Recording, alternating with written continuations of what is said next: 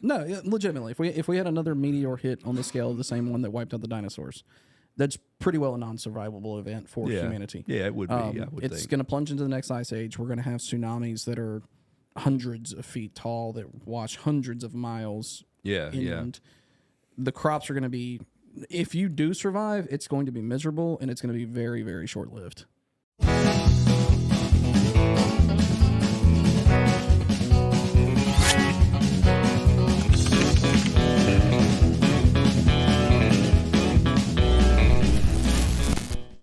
Well, today's topic. Who wants to announce that?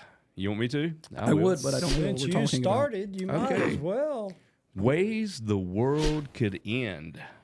So I actually pulled up this little thing. I had this little intro, and I'm going to read it. I'm proud of it. You ready? about. Are you? You wrote this yourself? I have this little intro. The idea of how the world could end has fascinated humanity for centuries. How's it so far? Pretty good? That's pretty good. Blending scientific theories, religious beliefs, and imaginative storytelling. It's imaginative. Yes, storytelling. Imaginative. Is that what So, you said? What was that? So ours today is not going to be scientific. It's not going to be religious. It's just going to be three boneheads talking about ways the world could end. Sorry. Which means technically it could be all of the above. It but could we'll be. see. We don't know what it's going to be because we really have not, planned this. I think your self-written thing right there could be one of the ways that the world ends. Yeah, for sure. That you 1,000% wrote yourself. Yes, I wrote it myself. Yeah, it's one of them moments you're sitting there listening, and all you do.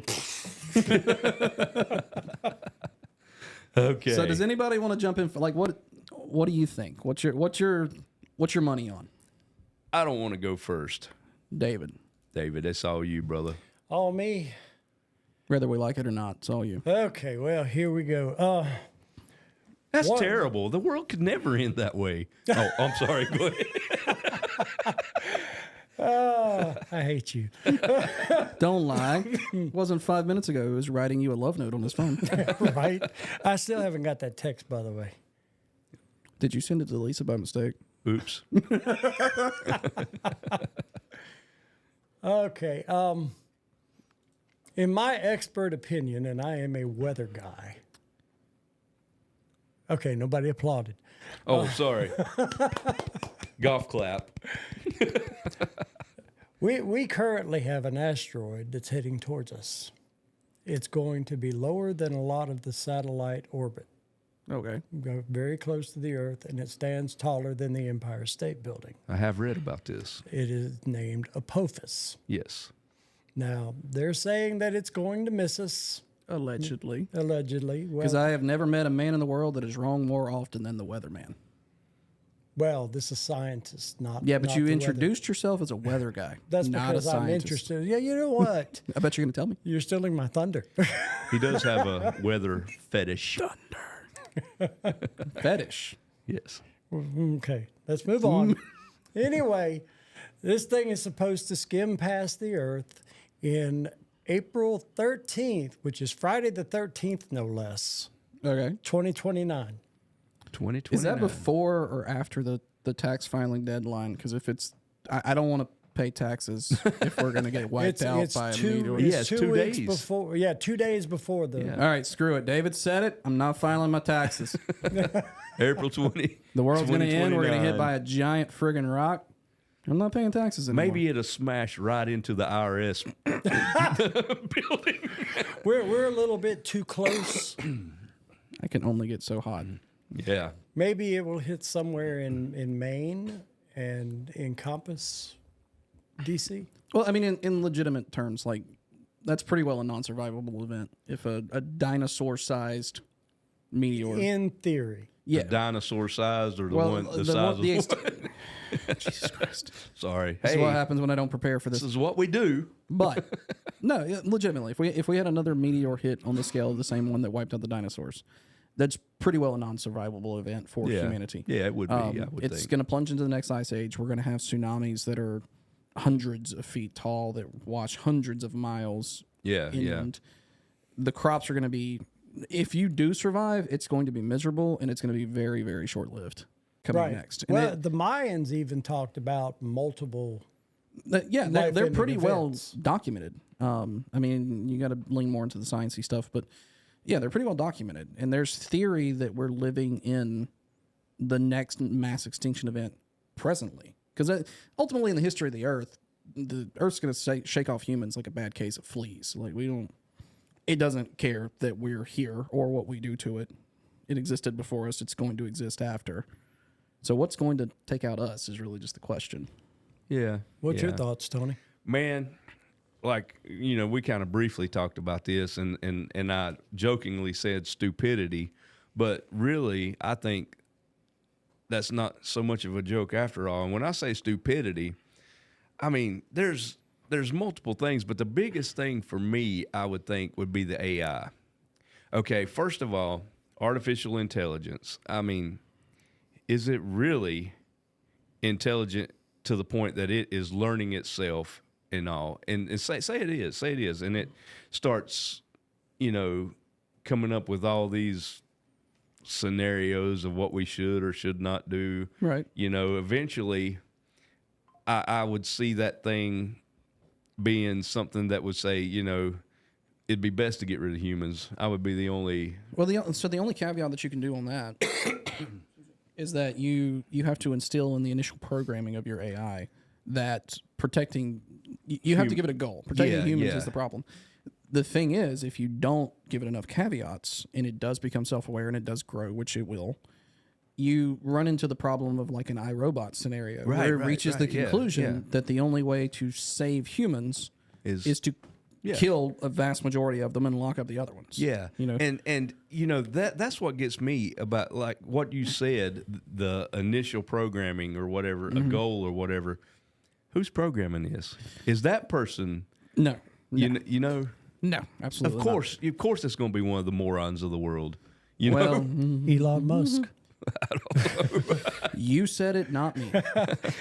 I agree wholeheartedly, but Kim said it, not me. Kim says that Elon reminds her of a slee stack.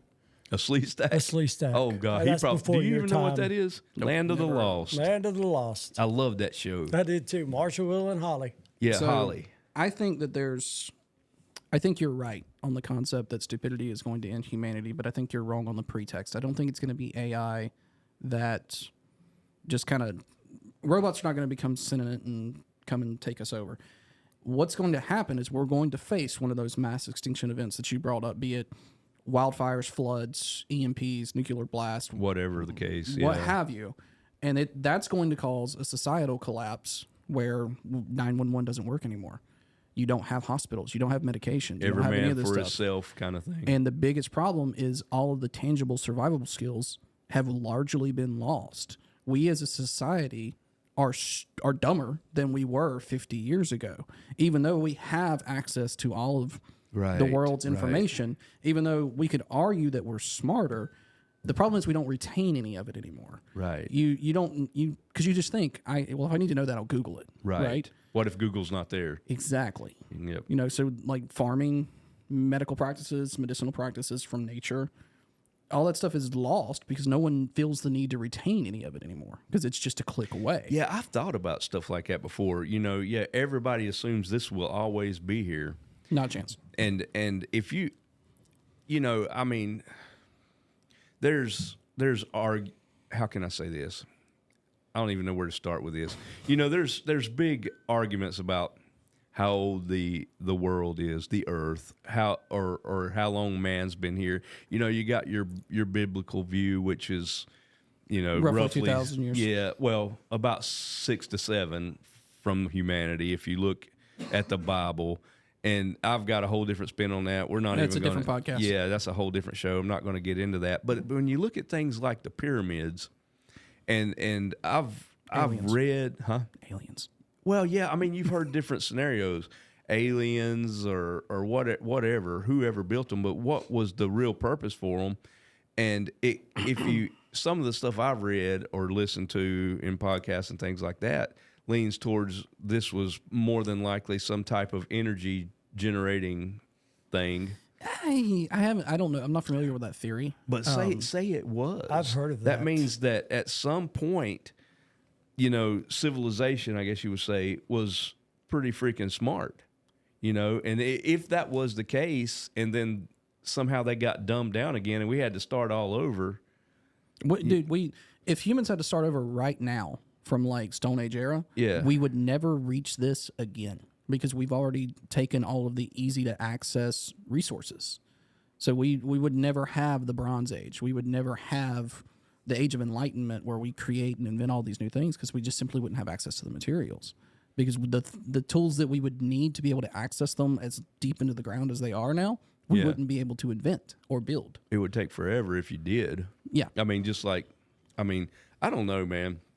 But, world-ending scenarios, like you said, whether it be an asteroid or, a stupid event, AI or a nuclear war. What I would say is that short of a meteor nailing us right now, because that's going to start killing people immediately, and we'll be very short-lived in that event. The end of the world or the apocalypse or Armageddon, whatever you want to call it, it's not going to be fast. It's going to be very, very slow, and then it's going to happen all of a sudden. People are going to die off over time until there's 100, 200 humans left, and then that'll be the end of the species. It's not like we're going to wake up next week and 90% of the population's dead. Yeah. But there's just so much stuff that could do it if it were to happen. And I really don't think it will. I disagree with you. I think we're actually in the middle of it happening right now. And COVID was a good example of just how fragile society is. And that I truly think that if there's a like Armageddon, end of the world thing, excuse me, that it's going to start with a collapse of society.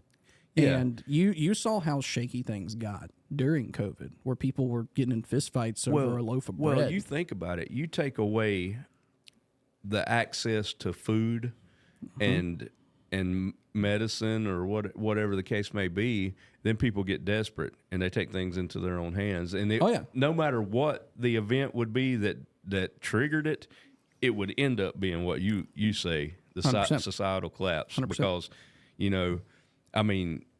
how bad does it have to get for somebody that says, hey, I'm taking care of me and mine? Not very. COVID showed not very. Yeah. Not very. That bar is very low.